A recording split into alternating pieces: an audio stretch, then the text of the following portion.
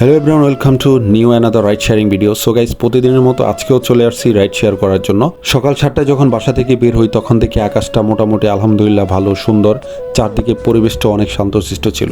But রাতে যখন বাসায় ফিরি তখন আমি এবং যাত্রীসহ বৃষ্টিতে ভিজেই বাসায় ফিরতে হয়।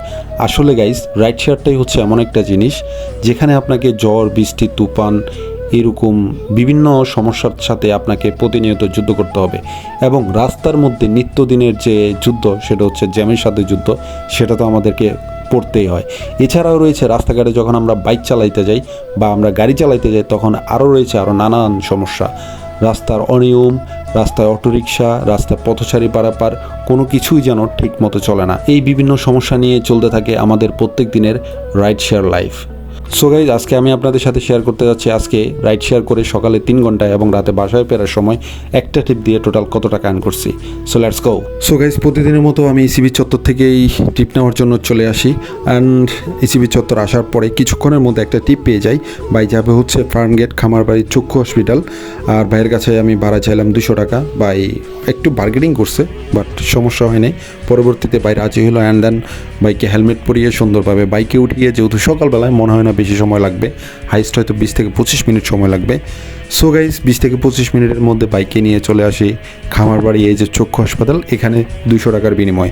সো আলহামদুলিল্লাহ সকালে প্রথম ট্রিপটা একটা আলহামদুলিল্লাহ ভালো একটা ট্রিপের মধ্যেই কমপ্লিট করলাম। দেখা যাক দিনের বাকিটুকু কি হয়। সো আপনারা সাথে থাকেন, সঙ্গে থাকেন। আর যারা আমার ফেসবুক পেজ থেকে দেখতেছেন অবশ্যই ফেসবুক পেজটা ফলো দিবেন অ্যান্ড যারা ইউটিউব থেকে দেখবেন অবশ্যই সাবস্ক্রাইব করবেন। অ্যান্ড দেন গাইজ, এই ট্রিপটা প্রথম ট্রিপটা কমপ্লিট করার পরে সেকেন্ড ট্রিপটাও সাথে সাথে পেয়ে যাই। খামারবাড়ি থেকে ভাই যাবে হচ্ছে কাকরাইল। ভাড়া চাইলাম 150 টাকা। ভাই বললো যে 120 টাকা দিবে, এর বেশি দিবে না। পরবর্তীতে ভাবলাম যেহেতু সকালবেলায় এখানে বসে দেখে কী করবো, রাস্তা ফাঁকা আছে, বাইকে 120 টাকায় কাকরাইল নিয়ে যাই। সো গাইজ, এটা ভেবে বাইকে 120 টাকার বিনিময়ে কাকরাইলের উদ্দেশ্যে রওনা দিলাম। অ্যান্ড দেন গাইজ, বেশি সময় লাগে না, এটাও 20 মিনিটের মতো সময় লাগছে। 20 মিনিটের মধ্যে 120 টাকা আর্ন করে নিলাম। আর এখান থেকে বেশি দূরত্ব ছিল না, 5 কিলো মতো রাস্তা ছিল। বাইকে যেহেতু কাকরাইল নামিয়ে দিলাম 120 টাকার বিনিময়ে, এখন চিন্তা হচ্ছে সকালের 3 নম্বর ট্রিপ নেওয়ার। আর 3 নম্বর ট্রিপটা নেওয়ার জন্য চলে আসি কাকরাইল মোড়ে। এখানে অনেকক্ষণ বসে থাকার পরে একজন ভাই আসে। ভাই যাবে হচ্ছে তেজগাঁও 7 রাস্তা। ভাইয়ের কাছে ভাড়া চাইলাম 150 টাকা। ভাই বললো যে মাত্র 100 টাকা দিবে। আমি বললাম যে ভাইয়া 20 টাকা বাড়াই দিয়েন, 120 টাকা দিয়েন। ভাই বললো যে প্রতিদিন 100 টাকায় যায়, আগে নাকি 70-80 টাকা যায়, তো এখন 100 টাকা দেয়। তো ভাবলাম যে এখান থেকে যেহেতু দূরত্ব বেশি না, হাইস্ট 3 কিলো রাস্তা হবে কাকরাইল থেকে 7 রাস্তা, তাই বাইকে নিয়ে 100 টাকার বিনিময়ে চলে আসি তেজগাঁও 7 রাস্তা এবং বাইকে নামাই দিলাম। অ্যান্ড গাইজ, এখন কথা হচ্ছে আমি যেহেতু তেজগাঁও 7 রাস্তায় আসছি, এখন এখান থেকে হয়তো আমাকে মহাখালীর দিকে যাইতে হবে, আর না হয় আমাকে মগবাজারের দিকে যাইতে হবে। তাই ভেবে বসে না থেকে আমি চলে যাই মগবাজারের দিকে। মগবাজারের দিকে যাইতে যাইতে দেখি যে মগবাজারের চারপাশে অনেকগুলো বাইক বসে আছে। আর সেজন্য আমি চালু করে দিই অ্যাপসে। এর মধ্যে একটা কলও ঢুকে, কলটা ধরলাম। ভাই যাবে হচ্ছে আপনার ধানমন্ডি কলাবাগান। ভাই আছে হচ্ছে আপনার মিন্টু রোডের আশেপাশে। সো চলেন বাইকে রিসিভ করে নিই অ্যান্ড দেন বাইকে গন্তব্যে পৌঁছায় দিই।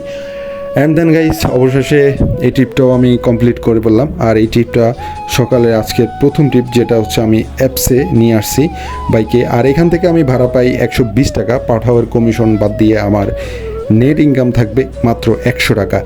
আর এই ট্রিপটার মাধ্যমে আজকের দিনে 4টা ট্রিপ আমি কমপ্লিট করে ফেলি আলহামদুলিল্লাহ।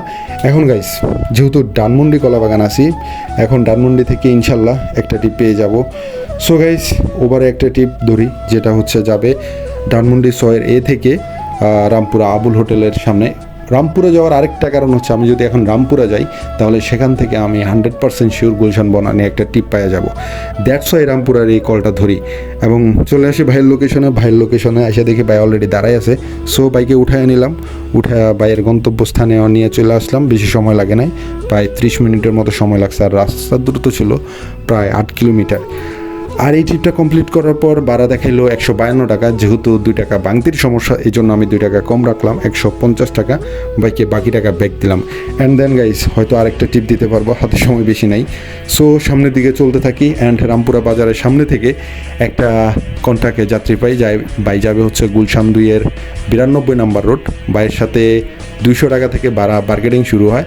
ভাই প্রথমে 150 বললো, তারপর আমি বললাম যে 180 টাকা দিয়েন। এরপর ভাইয়া বললো যে 160 টাকা দিবে। তারপর আমি বললাম যে ভাই আপনার কথা থাক আমার কথাও থাক, 170 টাকা দিয়ে। অ্যান্ড দেন গাইজ ফাইনালি 170 টাকার বিনিময়ে রামপুরা বাজার থেকে চলে যাচ্ছি Gulshan 2 92 number road. So guys বাইকে নিয়ে চলে আসি এবং ভাই আমাকে 500 টাকার নোট দেয়, কিন্তু আজকে আনফর্চুনেটলি আমার কাছে ভাঙতি নেয়। সো একটু ভাঙতির সমস্যায় পড়তে হইলো এখানে। পরবর্তীতে ভাই দোকান থেকে ম্যানেজ করে ভাঙতি নেই। আর এই টিপটা আজকের দিনের আমার 6 নাম্বার টিপ। আর এই টিপটা দিয়ে এখন আমি চলে যাব অফিসের দিকে। অ্যান্ড দেন গাইজ অফিস থেকে বের হয়ে রাতে যখন বাসায় ফিরছিলাম তখন ওভারে একটা কল পাই, যাবে সিবি 76 হোটেল আঁকি, আলহামদুলিল্লাহ। অ্যান্ড দেন গাইজ উবারের যাত্রীকে তুলে নিয়ে আমি চলে আসি সিবি 76। যেহেতু বৃষ্টি ছিল ওইভাবে ভিডিও করতে পারি না, এখান থেকে আমি ভাড়া পাই 130 টাকা উবারে। সো গাইজ টোটাল আজকে আলহামদুলিল্লাহ 950 টাকার মতো আর্ন করি। সো এটা ছিল আজকে আমার রাইড শেয়ারিং ভিডিও। আর আমার ভিডিওগুলো কেমন লাগে অবশ্যই লাইক কমেন্ট শেয়ার করবেন। আপনাদের সাপোর্ট আমার আগামী দিনের পথ চলার সত্যি। Always stay with Sohel connects, every ride a new connection.